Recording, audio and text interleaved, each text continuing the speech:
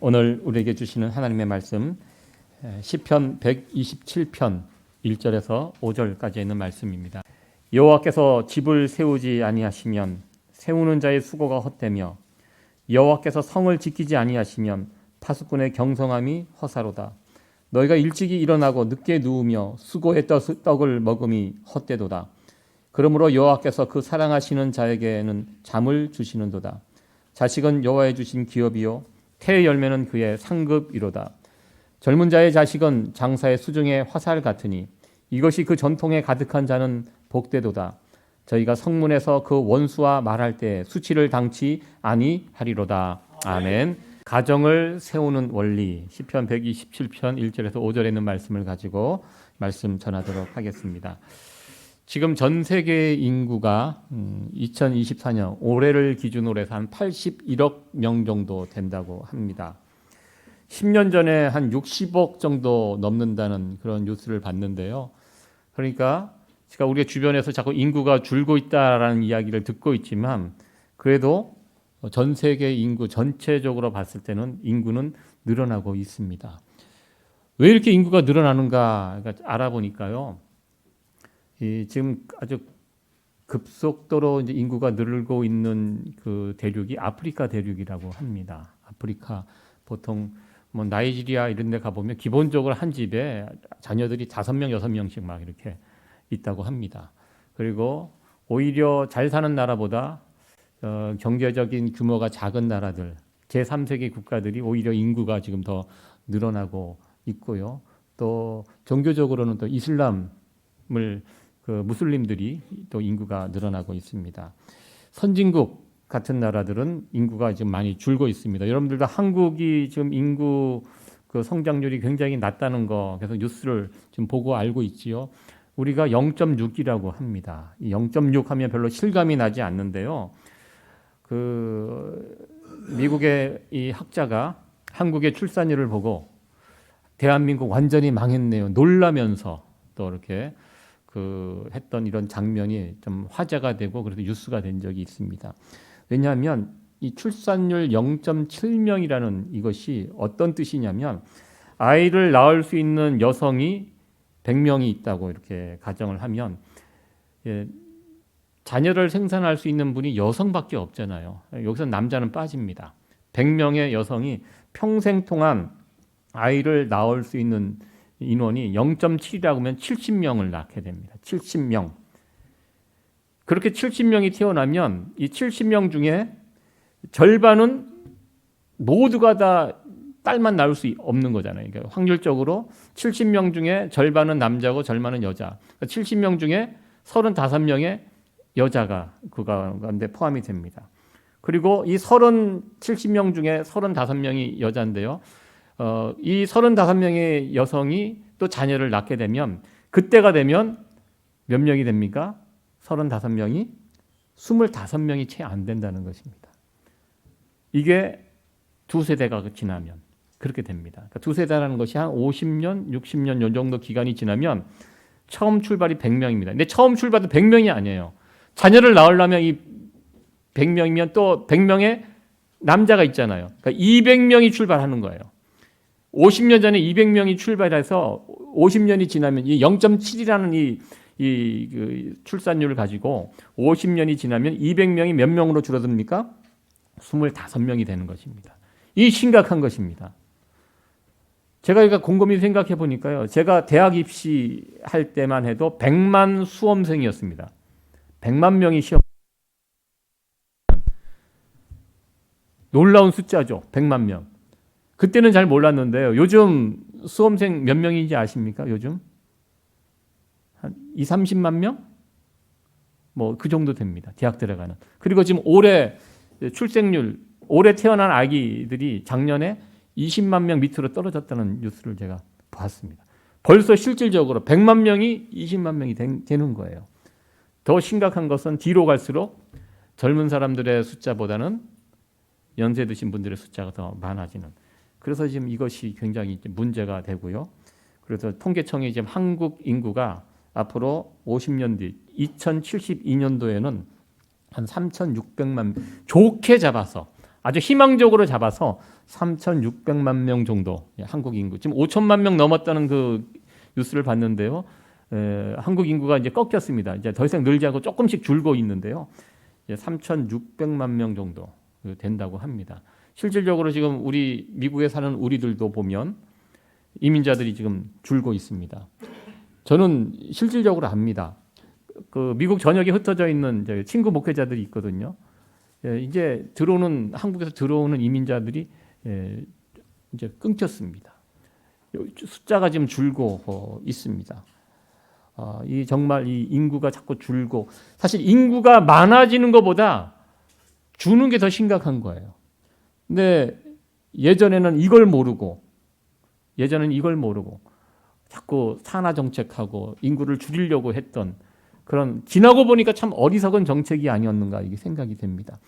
우리 부모님 세대 지나서 우리 할머니 할아버지 세대만 해도요, 정말 자녀를 많이 낳았습니다. 평균 5명씩 낳았습니다. 5남매 6남매. 저희 외할아버님은 10남 10명이에요. 10명. 제가 어렸을 때는 어떻게 자식을 어떻게 그렇게 많이 낳았을까? 이상하다. 이렇게 생각을 했었습니다. 10명씩 낳고, 보통 한 집에 5명 6명. 저희 할머님은 아들 셋만 낳으셨어요. 왜 아들 셋만 낳았냐면 막내 삼촌이 이제 할머님 뱃속에 계셨을 때 할아버님이 돌아가셨어요. 더 이상 30 되기 전에 청산가부가 되셔갖고 더 이상 자녀를 생산하지 못하시고 그냥 3명에서 멈췄습니다. 만약에 할아버님이 살아계셨으면 아마 더 열심히 나셨겠죠. 어쩔 수 없이 저희는 3명, 저희 외할아버님은 10명. 보통 그 할아버님, 할머님 세대 분들 보면 한 가정에 5남매, 6남매, 여러분들도 형제분들 많으시죠? 그 시절은 그랬습니다. 지나고 보니까요, 우리 할아버지, 할머님 세대가 진짜 애국자들이었다는 거. 왜냐하면 대책 없이 자녀를 놓은 것 같지만 결국 대한민국이 발전할 수 있는 원동력이 무엇입니까? 바로 그분들이 낳았던 자녀들, 대책 없이 생각 없이 막 낳은 것 같지만 결국 그 많이 낳았던 자손들로 인하여 대한민국이 결국 대한민국 자원도 없는 나라 아닙니까? 사람 가지고 여기까지 온 거 아닙니까?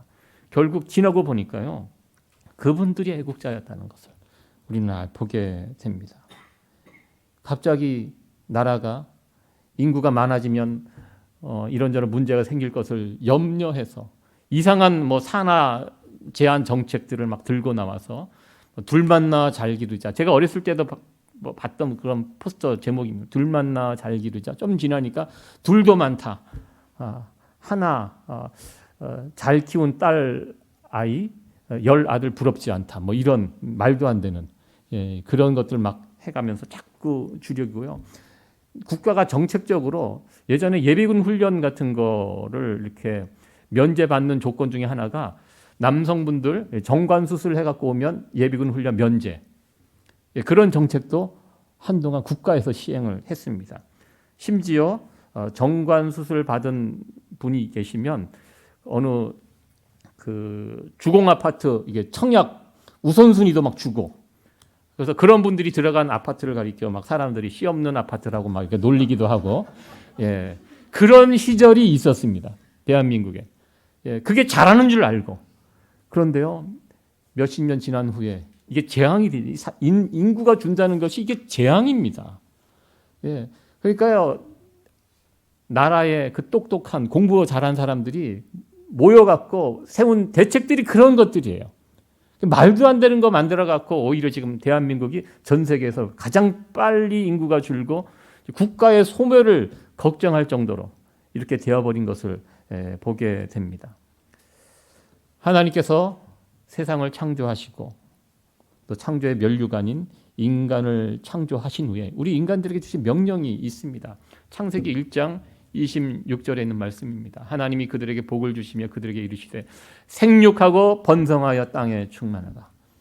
이 하나님께서 주신 명령입니다. 그러니까 저는 이게 보면서 하나님의 창조 원리대로, 성경의 원리대로 살아가는 것이 우리들의 가장 좋은 길인데, 이 길을 외면하고 사람들이 꾀를 내고 무언가를 하면 할수록 더 망쳐지는 것을 보게 됩니다. 그러니까 하나님 정해주신 규칙대로 살아가는 것이 우리에게 가장 이상적인 것입니다. 생육하고 번성하여 땅에 충만하는 거.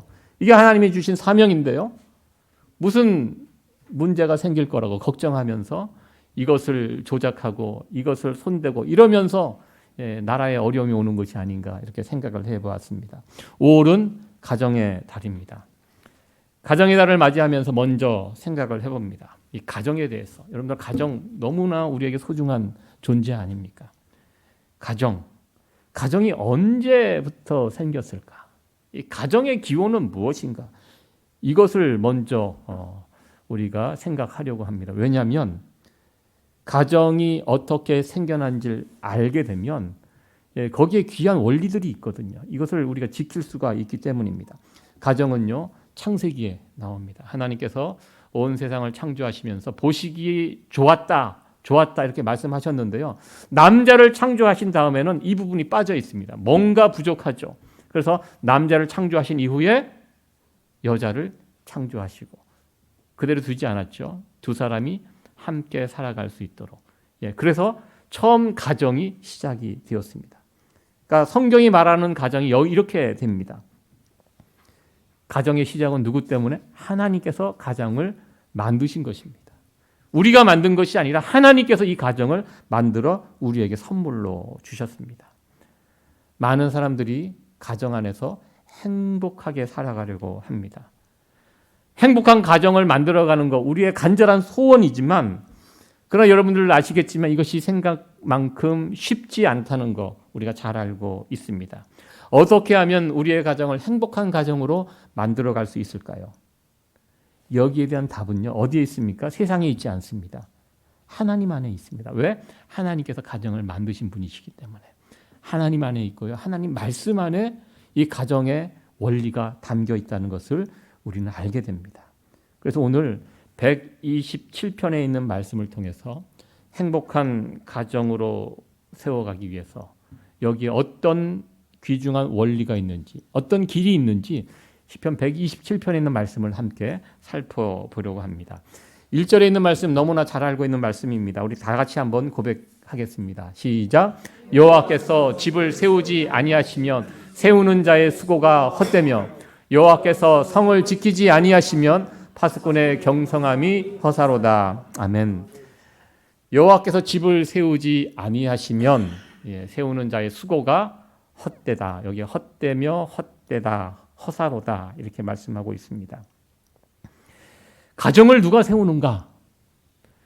남자와 여자가 만나서 가정을 만드는 것으로 우리 눈에는 그렇게 보입니다. 가정이 남자와 여자가 만나서 만들어가는 것으로. 그러나 진정한 가정은요, 하나님께서 만드시고 세워가신다는 고백이 이 시편 127편 1절에 나와 있습니다. 남자와 여자가 가정을 세우고 만들어가는 것이 아니라 진짜 주인은 이 가정의 진짜 주인, 이 가정을 진짜 세워가시는 분은 하나님이다. 이것을 시편 127편 1절은 말씀하고 있습니다. 우리의 가정은요, 바로 이 고백 위에서 출발합니다. 이 고백을 놓쳐버리면 어지러워집니다. 복잡해집니다. 우리들은 어디에 출발합니까? 우리의 가정 하나님이 세워주셨다. 하나님이 우리에게 주신 선물이다. 여기에서부터 이 가정의 문제는 출발합니다. 내가 아무리 가정을 위해서 열심을 내고 최선을 다하고 행복한 가정을 만들려고 해도 하나님이 지켜주지 아니하시면, 하나님의 은혜가 우리 가정 가운데 없다면 이거 헛될 수 있다라는 이 고백이 시편 127편 1절의 고백입니다. 나의 가정, 우리의 가정 하나님이 세워주셨고 그리고 하나님이 지금도 지켜주시고 있다. 여러분 이 사실 믿으십니까? 아멘. 아멘. 예. 우리의 가정은 하나님의 작품입니다. 하나님께서 지금까지 우리의 가정을 지켜주시고 세워주셨음을 우리는 믿습니다. 그렇다면 우리의 가정을 위해서 하나님께서 만드시고 지켜주고 계시는데 그러면 나는 무슨 일을 해야 하는가? 남편과 아내는 이 가정에서 무엇을 하는가? 2절 말씀입니다. 우리 2절 말씀 같이 한번 읽겠습니다. 시작. 너희가 일찍이 일어나고 늦게 누우며 수고의 떡을 먹음이 헛되도다. 그러므로 여호와께서 그 사랑하시는 자에게는 잠을 주시는도다. 아멘. 예, 우리가 무슨 일을 합니까? 가만히 있어도 하나님께서 다 해주십니까? 아닙니다. 우리가 해야 할 일이 있습니다. 여기 보면 일찍이 일어나고 늦게 누우며 수고의 떡을 먹음이 이렇게 나와 있습니다. 가정을 세워가기 위해서 우리가 최선을 다해서 일해야 한다는 그런 뜻입니다. 하루 24시간 다 정해져 있는데요. 근데 여기에 나와 있는 여기에 나와 있는 사람은요, 아침 일찍 일어나서 늦게까지 열심히 수고합니다. 왜 수고합니까? 가정을 세우기 위해서 최선을 다하는 그런 모습입니다. 그런데요, 우리가 여기서 우리가 잊지 말아야 될 것은, 내가 가정을 위해서 최선을 다해서 근면성실하게 일을 한다고 해서 그 가정이 행복한 가정, 온전한 가정으로 세워질 수 있는가? 그렇지 않다는 그런 것입니다. 그것도 필요하지만 그게 다가 아니라는 것입니다. 여러분들, 미국에 오신 한인 이민자들, 이곳에서 살아가시는 모습 얼마나 근면성실하게 살아가십니까? 여기 본문에 나와 있는 말씀처럼 아침 일찍부터 일어나서 늦게까지 일하시고 게으름 피우지 않고 최선을 다해서 가정을 위해서, 또 아메리칸 드림을 이루기 위해서 자녀들 교육 열심히 시키면서 합니다. 그래서 어느 정도 물질적인 성공도 거두시는 분들, 대부분 한인분들 성공하십니다. 미국에 오셔서. 그런데요, 그 가정이 그만큼 성공했는가? 여기에는 많은 퀘션 마크가 있는 것을 보게 됩니다. 저는 실질적인 그런 경험들이 있습니다. 많은 가정들을 지켜봅니다. 열심히 근면히 성실히 했지만, 그래서 경제적인 어느 부는 이루었지만, 그러나 가정이 망가져 있는, 자녀들이 망가져 있는 이런 가정들 또한 많이 보았습니다. 내가 아무리 수고하고 열심히 정신 차리고 근면하게 일을 해도요, 가정을 세우려고 해도 그것이 헛된 수고가 될 수가 있습니다. 중요한 것은 무엇입니까? 그 가정 가운데 하나님의 은혜가 없다면, 하나님의 도우심이 없다면 나의 수고, 나의 애씀 물론 필요하지만 이것이 다가 아니라는 그런 말씀입니다. 그 이야기 1절에 있는 말씀을 2절에 다시 한번 하고 있습니다. 내가 가정을 위해서 열심히 수고해도 하나님이 도우지 아니하시면 이 모든 것이 헛될 수 있다라는 이 고백, 이것을 깨달으라는 말씀이 바로 시편 127편 1절과 2절의 말씀입니다. 그리고 의외의 말씀이 주어지는데요. 이 2절 뒷부분에 있는 말씀. 그러므로 여호와께서 그 사랑하시는 자에게는 잠을 주시는도다. 이런 갑자기 잠 이야기가 나옵니다. 우리가 가정에서 보내는 시간 가운데 잠자는 시간이 참 많습니다. 어떤 분들은 집에 이렇게 오실 때 잠자러 들어오시는 분들 많죠. 근데 이 잠이라는 것이 참 중요한 것 같습니다. 여기 보면 그 사랑하시는 자에게 잠을 주신다고 하는데요. 그 사랑하시는 자가 어떤 자입니까? 1절과 2절을 고백하는 자들이 하나님의 사랑하시는 자들입니다. 나의 가정은 하나님의 도움 없이, 하나님의 은혜 없이 안 된다. 이것을 붙들고 가정에서 하나님을 바라보며 하나님을 섬기며 살아가는 자들이 하나님의 사랑을 받는 자들입니다. 이런 자들에게 우리 하나님께서 잠을 주신다, 이렇게 말씀을 합니다. 여러분들, 이 밤에 잠 잘 주무십니까? 요즘 어떠십니까? 나이를 들어갈수록 잠이 자꾸 준다는 이야기 듣습니다. 단잠을 잘 수 있다는 것도 참 큰 복이 아닌가, 이렇게 생각합니다. 누가 단잠을 자고 꿀잠을 잘 수 있겠습니까? 오늘 본문에 있는 말씀, 하나님을 믿고 신뢰하고 의지하고 의뢰하는 자들이 그 집에 들어와서 단잠, 꿀잠을 잘 수가 있습니다. 늘 이 밤에 잠을 잘 잔다는 거, 저도 요즘 최근에 이제 위가 문제가 생겨서 몸이 조금만 아파도 여러분들 깊은 잠 못 주무십니다. 감기만 걸려도 잠을 이렇게 깊게 못 주무십니다. 사람이 깊은 잠, 꿀잠을 자고 일어나면 몸이 다 회복되거든요. 잠이 참 중요합니다. 근데 잠 제대로 못 자면 하루 종일 컨디션도 안 좋고요. 찌뿌둥하고 그렇습니다. 저도 최근에 위 상태가 조금 이게 안 좋아지면서 밤에 자꾸 깨요. 속이 쓰리고 그러면 자꾸 깨고, 그러니까 굉장히 하루가 이제 힘들어집니다. 여러분들은 어떠하십니까? 밤에 이렇게 막 잘 깨십니까? 아니면 한 번 주무시면 누가 깨워야지 일어나는 그렇게 깊은 잠을 주무십니까? 나이 드시면 또 이게 중간에 또 화장실 간다고 또 일어나시는, 그런데 자꾸 깨고, 참 우리가 기도해야 합니다. 하나님께 튼튼한 방광을 달라고, 하루에 한 번에 깊은 잠을 자고 아침에 이렇게 일어날 수 있는.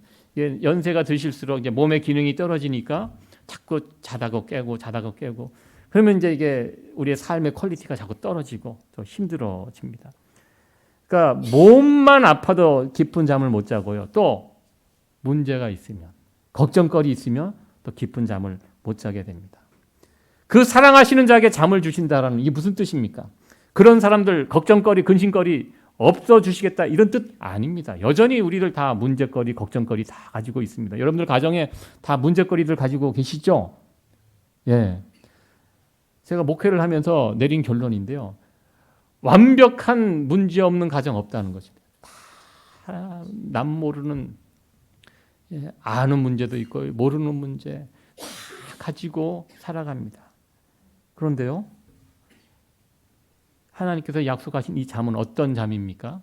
문제는 있지만 내가 그러나 아침에 일어나서 열심히 내 일하고 저녁에 들어올 때 여전히 문제거리, 걱정거리는 있지만 그 걱정거리, 문제거리를 하나님께 맡기는 사람입니다. 하나님께 맡기고 의뢰하고 믿고 신뢰하고, 그렇기 때문에 어떻게 합니까? 단잠을 잘 수가 있는 것입니다. 하나님을 내가 믿기 때문에, 내 가정의 주인이 내가 아니라 하나님이심을 내가 믿기 때문에 여전히 문제거리가 있지만 그거 하나님께 맡기고 깊은 단잠을 자는 것입니다.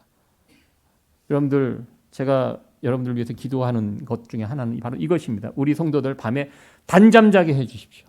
깊은 잠을 자게 해주십시오. 여러분들 밤에 단잠 자고 꿀잠 잠을 주무실 수 있는 성도 여러분들 되어지기를 간절히 축원합니다. 여러분의 남은 평생이 깊은 잠을 주무실 수 있는 그런 복을 누릴 수 있기를 간절히 축원합니다. 하나님이 내 가정의 주인이 되시고 나의 가정 하나님이 세우신다. 내가 세우는 게 아니다. 하나님이 세우신다. 이것을 아는 사람은요, 그 가정에 들어가서 이 단잠을 주무시고 가정에서 이 귀한 복을 누릴 수 있다. 이 이야기를 오늘 본문 말씀을 하고 있습니다. 그러면서 3절에서 5절에 있는 말씀, 우리의 자녀들에 관한 이야기를 여기서 해주고 있습니다. 오늘 가정의 달 첫째 주가 어린이 주일입니다. 저희 교회가 아쉽게도 어린이가 많지 않아서 그렇지만 우리가 부모와 자녀의 관계를 오늘 이 말씀을 통해서 한번 생각해 보려고 합니다. 3절과 5절에 있는 말씀인데요. 같이 한번 읽도록 하겠습니다. 시작. 자식은 여호와의 주신 기업이요 배의 열매는 그의 상급이로. 거기까지 하겠습니다. 오늘 이 3절과 5절에 있는 말씀을 이렇게 4절 5절 같이 읽겠습니다. 시작. 젊은 자의 자식은 장사의 수중에 화살 같으니 이것이 그 전통에 가득한 자는 복되도다. 저희가 성문에서 그 원수와 말할 때 수치를 당치 아니하리로다. 아멘. 이 말씀을 3절에서 5절에 있는 말씀을 가만히 읽어보면 이 핵심은요, 자녀가 많은 것이 좋다라는 그런 뜻입니다. 하나님께서 선물로 우리에게 가정을 주십니다. 남자와 여자가 결혼하면서 가정이 시작이 되는데요. 또 시간이 되면 하나님께서 태를 여셔서 그 가정에 자녀를 선물로 주십니다. 요즘은 자녀 없는 가정도 많지만 성경적인 원리는 가정을 주시고 또 하나님의 뜻에 따라 태가 열리고 그 가정에 또 자녀들이 이렇게 또 생기게 됩니다. 이것이 이제 가정입니다. 성경이 말하는 자녀의 정의가 있습니다. 성경은 자녀들을 어떻게 바라보는가? 오늘 본문에 보면 자식은 여호와의 주신 무엇입니까? 기업이요 태의 열매는 그의 상급이라고, 기업과 상급으로 우리의 자녀를 표현하고 있습니다. 이것이 성경이 바라보는 우리의 자녀들 이 시각입니다. 요즘 세상의 시각과 다릅니다. 여러분들 항상 가정 문제, 자녀 문제를 볼 때는요, 성경은 무엇이라고 말하는가 그것을 먼저 보셔야 합니다. 세상의 원리는요, 너무나 엉터리가 많습니다. 지금 자녀들의 인권을 지켜주기 위해서, 자녀들의 성 정체성을 지켜주기 위해서 지금 캘리포니아 주가 이 법이 통과돼서 좀 난리가 나지 않았습니까? 이 아이가 생물학적으로 남자로 여자로 태어났으면 그게 맞잖아요. 하나님께서 정해주신 성인데. 근데 이 아이가 자라면서 그럴 때가 있을 수 있습니다. 어렸을 때는 자기 또래 아이들과 놀면서 자기 또래 애들이 좋아질 수가 있어요. 그렇잖아요. 남자애들, 여자애들 아직 그 부분에 대해서 잘 모를 때 남자애가 남자애를 좋아할 수도 있습니다. 잠깐 그럴 수 있습니다. 그럴 때 부모가 나서서 너는 남자야. 너는 남자를 좋아하면 안 돼. 이렇게 부모가 이렇게 하면 이게 법으로 걸린다고 합니다. 아이의 성 정체성에 혼란을 줄 수 있기 때문에. 만약에 이런 일들이 자녀가 신고를 하면 부모와 자식을 갈라놓게 됩니다. 부모에서 떼어서 이 아이를 지켜주는, 이 아이의 인권을 지켜주기 위해서 세상의 법들이 지금 그렇게 가고 있습니다. 여러분, 세상이 그렇게 똑똑한 세상이 아닙니다. 하나님께서 정해주신 그 원리, 그대로 살아가는 것이 우리에게 가장 행복한 길인데, 사람들은 자꾸 꾀를 내고 또 본인 스스로 지혜롭다 생각해서 우리를 위한다고 이런저런 법들을 만들어내는데요. 결국 그것이 이 세상을 망치는 법이 아니겠습니까? 성경은 자녀를 기업가 3급으로 바라봅니다. 그러나 요즘 세상 자녀 어떻게 바라보고 있습니까? 일단 자녀하면 부담스러운 존재로 생각을 합니다. 어떤 통계가 나왔더라고요. 이 자녀를 한 사람을 출산해서 대학 졸업할 때까지 드는 총 비용을 쭉 나왔는데요. 상상외로 엄청난 비용입니다. 한국도 그렇고 미국도 그렇고, 미국이 훨씬 비쌉니다. 그 비용을 보면 자녀를 낳을 엄두가 나지 않아요. 아이고, 너무너무 부담스럽다. 내가 이 아이를 낳아서 이 아이에게 이 정도의 돈만 쓰는 게 아니잖아요. 시간도 쓰고 내 모든 에너지를 다 쏟아 부어야 되는데 이게 감당하기가 쉽지 않은 것입니다. 그러니까 요즘 젊은 세대들이 결혼도 잘 하지 않고요. 결혼해도 자녀도 잘 낳지 않으려고 합니다. 왜? 부담스러우니까. 저도 한국에서 살 때 첫째를 95년도 결혼하고 97년도에 첫째를 낳았습니다. 너무너무 그때 제 감격, 병원에서 처음 아이를 대했을 때 너무너무 기뻤던, 감격했던 그 장면이 생각이 나는데요. 저는 자녀를 많이 낳고 싶었습니다. 그런데 아이를 하나 낳고 보니까 이 계산이 되잖아요. 제가 그때 전도사 시절에 여기 돈으로 400불 정도 받고 한 달 살았습니다. 혼자 못 사니까요. 제 아내가 또 일을 해야 돼요. 같이 일을 하고 제 아내가 아이 출산하기 일주일 전까지 일을 했습니다. 그리고 아이 출산한 다음에 한 몇 주 누워 있고 여보 이제 그만 일어나야지 해갖고 또 다시 또 일터로 나가서, 그러지 않으면 살 수가 없기 때문에. 그러니까 계산이 딱 되는 거예요. 그래서 제가 만약에 한국에 계속 살았다면 전 둘째는 없었을 것입니다. 한국의 그 분위기가 그랬어요. 그런데요, 그 상황 가운데도 제 주변에는 친구 목회자들, 그때 전도사 시절입니다. 그 몇 명은 대책 없이 막 자식을 막 낳더라고요. 둘, 셋. 그래서 제가 쟤네들 진짜 대책 없다. 왜 저러냐? 뭐가 있나 보다. 나중에 보니까 아무것도 없어요. 그냥 대책 없이 자식을 막 낳고요. 제가 미국에 와서 지냈던 가장 친한 친구, 저희 교회도 몇 번 와서 이제 설교했던 제 친한 친구, 그 집은 재밌습니다. 제가 미국에 3형제가 3명이, 4명 중에 3명이 미국에 와서 이제 살아요. 플로리다에 사는데요. 그 집은 한 기본당 집에 자녀다가 3명씩 이렇게 미국에 와서 신났습니다. 계속 자식만 거기서 낳고, 플로리다 이제 1년에 한 번씩 모인다고 해요. 하니까 아이들이 한 방에 가득. 그러니까 3명씩 낳았으니까 9명, 한국에 또 한 가정이 있고. 그러니까 금방 자녀들이 막 이렇게 많아지는. 제가 보면 대책 없이 놓기만 한다고 했거든요. 그런데요, 나중에 시간 지나서 보니까요, 대책 없이 낳았던 그 자녀들이 얼마나 이쁘고 잘 컸는지 사실 요즘은 조금 부럽습니다. 그러면서 저도 나도 그때 대책 없이 그냥 낳을 걸 하나 정도 이 둘 놓고 나니까요. 이게 늘 자식에 대한 이 아쉬움이 있으면 더 나을 걸 그런 생각을 하게 됩니다. 성경은 말합니다. 우리의 자녀는요 부담이요 짐덩이가 아니다. 무엇입니까? 우리의 자녀는 기업이요 상급이라고 성경은 말합니다. 여러분들의 자녀들을 이제 출가한 자녀도 있고 아직 품속에 있는 자녀들도 있습니다.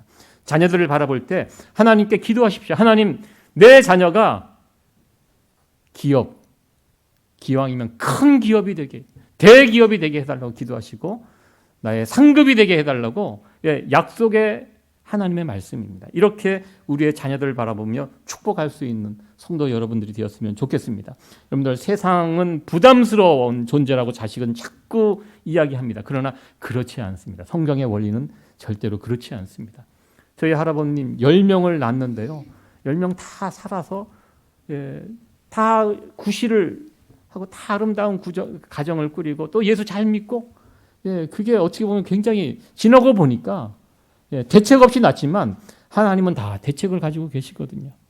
하나님께서 다 아름답게 가정들을 키워주신 것을 보게 됩니다. 왜? 가정의 주인이 누굽니까?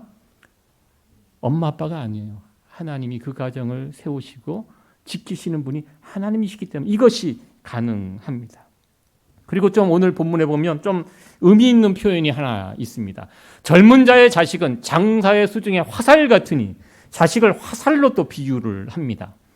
상급이요, 기업이요, 또 하나는 화살로 우리의 자녀를 비유하고 있습니다.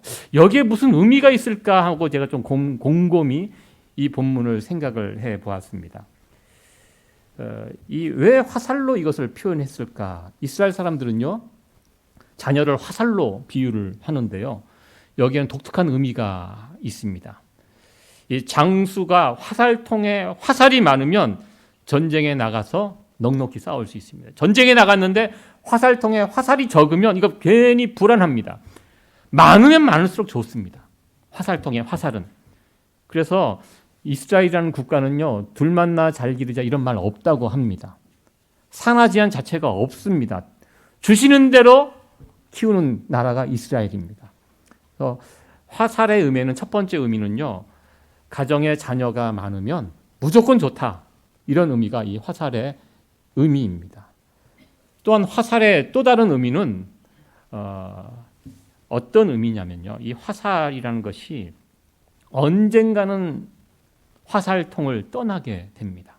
계속 화살통에만 담겨 있는 화살은 별 의미가 없습니다. 언젠가 그 화살을 사용하게 됩니다.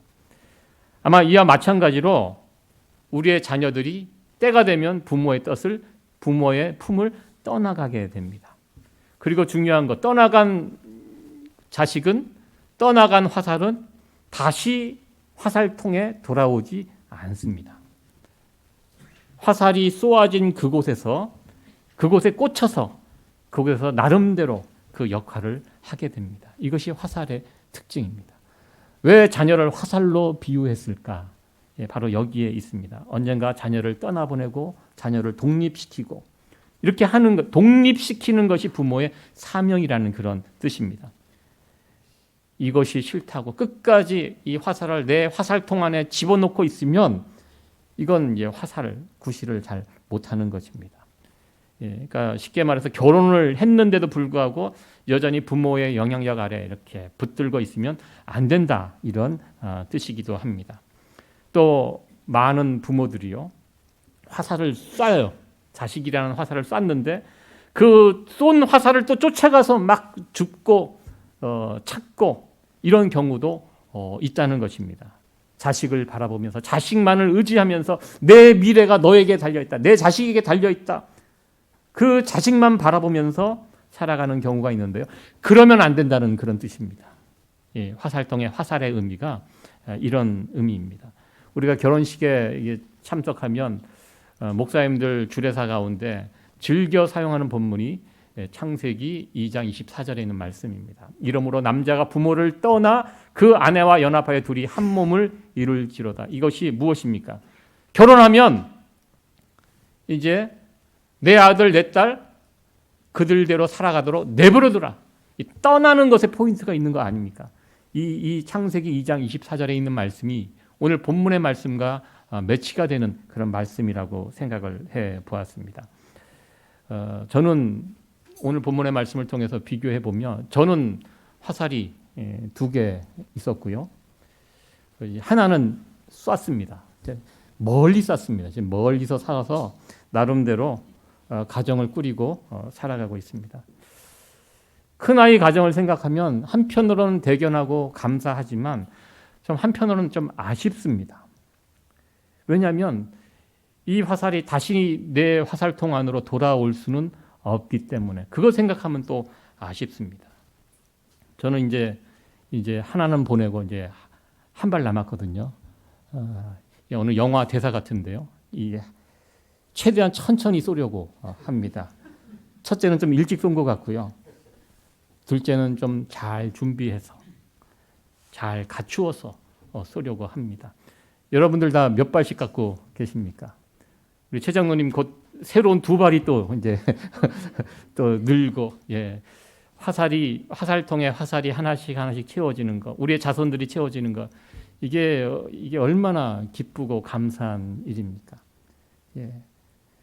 이 화살로 의미하는 거 참 이게 비유하는 것이 참 의미가 있는 것이 아닌가 생각을 했는데요.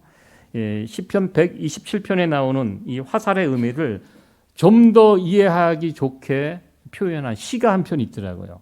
그래서 제가 오늘 여러분들에게 이제 소개를 하려고 합니다. 잘 안 보이시죠?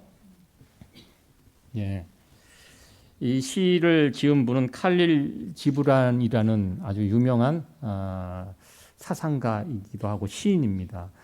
레바논 태생으로 미국에서 활동하는 사상가입니다. 기독교적인 배경을 가진 분이신데요. 예전에 한국에 이분의 책이 소개되어서 많은 분들이 이 책을 읽고 베스트셀러가 되었던 예언자라는 아주 유명한 책입니다. 그 가운데 아이들에 대하여라는 그 파트가 있어요. 여기 보면 바로 이 시편 127편을 배경으로 이 시를 적었습니다. 그래서 이 화살의 의미가 무엇인지 이분의 시를 보면 좀 더 자세히 또 이해할 수가 있게 됩니다. 여러분들 기록하셨다가 나중에 인터넷으로 찾아보시면 아주 쉽게 접할 수 있는 그런 시입니다.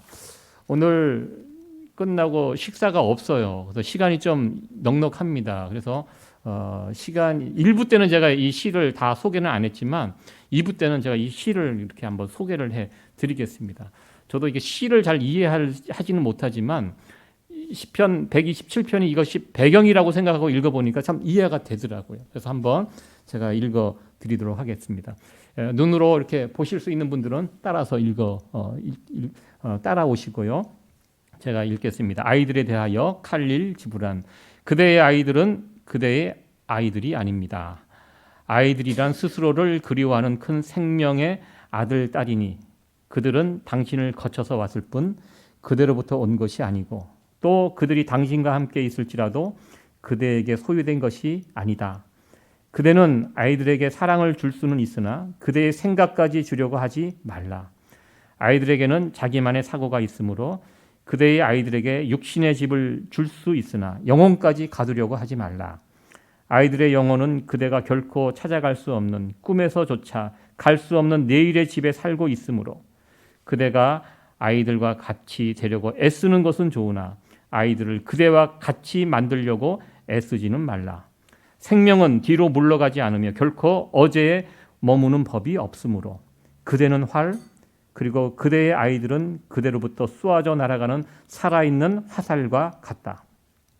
활 쏘는 이는 무한한 길 위에 관역을 겨누고 자신의 화살이 보다 멀리 날아가도록 온 힘을 다해 그대를 당겨 구부리는 것이다. 그대는 활 쏘는 이의 손에 의해서 구부러짐을 기뻐하라. 그는 멀리 날아가는 화살을 사랑하는 만큼이나 흔들리지 않는 활 또한 사랑하시기에. 이렇게 시가 마무리가 됩니다.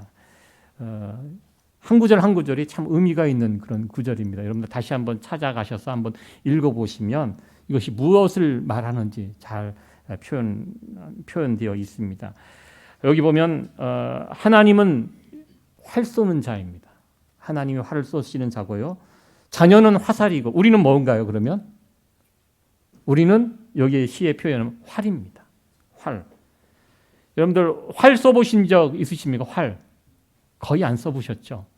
저는 총은 그래도 이렇게 총 쏠 때도 대충 쏘면 안 되거든요. 총도 자세를 잘 잡아갖고 쏴야지 이 반동이 있기 때문에 어깨에 착 붙여갖고 이렇게 쏴야지 이게 총을 쏠 수 있는데 화살을 쏘는 것은 그보다 10배는 힘들어요. 제가 예전에 그 한국이 양궁으로 유명하잖아요. 그 양궁 선수들이 쓰는 활을 본 적이 있습니다. 안 땡겨져요. 그 활을 여자 선수들이 쉽게 쏴서 이렇게 쏘는 것 같잖아요. 이 활이 멀리 나가기 위해서는 줄이 팽팽해야 되거든요. 그래서 이것을 온 힘을 다해서 쭉 잡아 당겨야 되는데 이게 손만 쓰는 게 아니더라고요. 온 몸을 다 써야 돼요. 집중해서 온 몸을 비틀면서 여기 나와 있는 표현처럼 온 힘을 다해 구부리는 힘을. 그러니까 우리 자녀라는 화살을 쏘기 위해서 부모가 얼마나 많은 수고와 애씀이 여기에 들어가 있는 것. 활을 당겨서 쏘는 것처럼 이야기를 합니다. 이 표현이 정말 이 화살을 멀리 쏘기 위해서 부모가 최선을 다해서 모든 것을 쥐어짜서 진액을 흘려가면서 우리 자녀를 쏘잖아요. 이렇게 쏘아주는 이런 표현을 합니다. 그러니까 하나님은 활 쏘시는 자, 우리는 활, 그리고 자녀는 화살.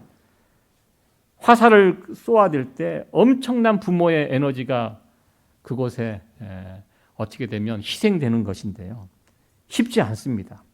근데 중요한 것은 그렇게 쐈는데도 여기에 대가가 없다는 것입니다. 그리고 대가를 바래서도 안 된다. 이 시는 그렇게 이야기합니다. 그러면 너무 억울하잖아요. 그러나 이 시는 그렇게 이야기해요. 그 부모의 수고를 누가 아신다? 우리 하나님이 아신다 하면서 어떻게 보면 부모를 위로해 주는 그런 시입니다. 그래서 한번 나중에 꼭 찾아서 읽어보시기 바랍니다. 이 가정이라는 것은 부부와의 관계도 중요하지만 부모와 자식 관계도 참 중요한 것이 이 가정입니다. 그러니까 가정을 행복한 가정으로 세워가기 위해서는요, 남편과 아내 이 사이도 중요하지만 부모와 자식들과의 관계도 참 중요한 것이 아닌가. 이 부분도 잘 갖고 와야 되지 않은가. 그래서 우리의 자녀를 어떻게 잘 이해하고 이들을 진짜 돕는 것이 무엇인지 여기에도 참 지혜가 필요하고요. 특별히 이 부분에 관해서 성경은 우리에게 여러 가지 지혜들을 전해주고 있습니다. 그래서 성경을 하나님 말씀을 잘 가까이 하면서 우리의 가정을 행복하게 세워가는 원리가 이 안에 다 담겨 있습니다. 여기에 말씀들에 귀를 기울이고 살아갈 수 있는 그런 저와 여러분들이 됐으면 좋겠습니다. 끝으로 우리 부모와 자녀의 관계를 마지막으로 생각해 보려고 합니다. 예전 인터넷을 이렇게 읽다가 참 감동적인 글을 하나 제가 본 적이 있습니다. 그래서 제가 그것을 캡처를 해놨어요. 나중에 우리 교회 성도들하고 같이 이 글을 한번 나눴으면 참 좋겠다. 그러면서 이 글을 제가 한번 구해봤는데요. 오늘은 시도 읽고 또 이게 어머니의 유언장입니다. 어머님께서 돌아가시기 직전에 임종의 자리를 지키는 자녀들에게 유언과 같은 글을 본인이 손 써서 이렇게 남기고 가셨다고 하는데요. 누가 그 자녀분이 또 인터넷에 이렇게 올려주셨어요. 여기 이런 글입니다. 자네들이 내 자식이었음을 고마웠네. 자네들이 나를 돌봐줌이 고마웠네. 자네들이 세상에 태어나 나를 어미라 불러주고 젖물려 배부르면 나를 바라본 눈길이 참 행복했다네. 지압이 일어 세상 무너져 험한 세상 속을 버틸 수 있게 해줌도 자네들이었네. 병들어 하나님 부르실 때 곱게 갈 수 있게 곁에 있어줘서 참말로 고맙네. 자네들이 있어서 잘 살았네. 자네들이 있어서 열심히 살았네. 딸 아이야, 맏며느리 맏딸 노릇 버거웠지. 큰애야, 마디 노릇 하느라 힘들었지. 둘째야, 일찍 어미 곁 떠나 홀로 서느라 힘들었지. 막내야, 어미젖이 시원치 않음에도 공부하느라 힘들었지. 고맙다, 사랑한다. 그리고 다음에 만나자.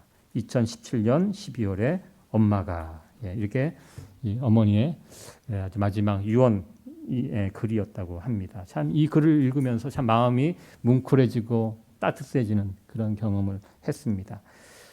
부모님과 우리의 자녀들이 이런 관계가 되었으면 참 좋겠습니다. 만나면 늘 고맙고 또 늘 부모님들 자식에 대한 미안한 감정 가지고 계시죠? 좀 더 잘해줄 수 있었는데 못했건, 내가 실수했던, 나의 못난 인격 때문에 상처 줬던 이런 것들 자꾸 생각나니까 자꾸 미안해지고, 또 그럼에도 불구하고 잘해주는 자식들 보면 또 감사하고, 이런 감정들이 다 있는 것 같습니다. 미안해하고 서로 감사해하고 서로 사랑하는 이런 마음, 이런 마음으로 부모와 자식 간에 같이 할 수 있다면 참 그 가정은 행복한 가정이라고 생각할 수 있습니다. 이 가정의 달을 맞이해서 좀 더 우리 가정을 생각할 수 있는 그런 주간들이 되었으면 좋겠습니다.